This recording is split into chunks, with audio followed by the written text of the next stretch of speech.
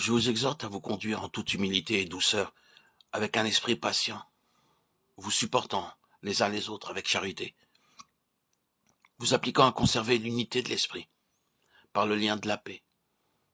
Il y a un seul corps et un seul esprit. Éphésiens 4, 1, 4. Or, il y a diversité de dons, mais un même esprit. Un seul et même esprit opère toutes ces choses, distribuant à chacun ses dons comme il lui plaît. Car nous avons tous été baptisés dans un même esprit, pour être un seul corps. Et nous avons tous été abreuvés d'un même esprit. 1 Corinthiens 12, 4, 11, 13.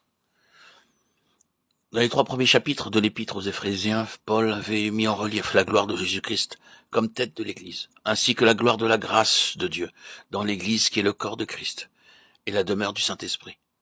Il avait dit que l'Esprit prépare l'Église à devenir l'habitation de Dieu, à être remplie de sa présence. Après avoir ainsi fait monter le croyant dans les lieux célestes, la place qui lui appartient par sa vie cachée en Christ, il redescend avec lui sur la terre et dans la seconde moitié de son épître, il lui enseigne à marcher d'une manière digne de sa vocation.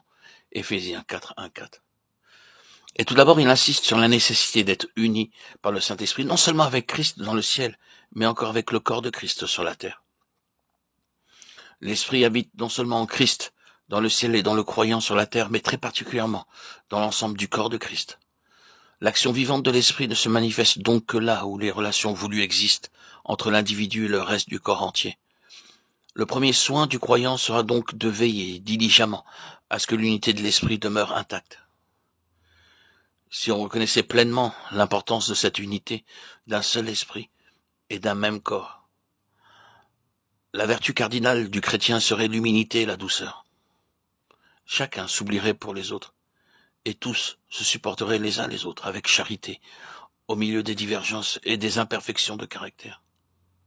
Le nouveau commandement serait ainsi mieux observé, et l'esprit de Christ, l'esprit d'amour qui sait se dévouer entièrement pour autrui, aurait toute liberté de faire son œuvre. La première épître aux Corinthiens nous montre combien il est nécessaire d'insister sur cette vérité. Le Saint-Esprit agissait avec puissance dans cette Église. Les dons de l'Esprit étaient évidents, mais les grâces de l'Esprit ne s'y trouvaient pas. Ses membres ne comprenaient pas qu'il y a diversité de dons, mais un même esprit.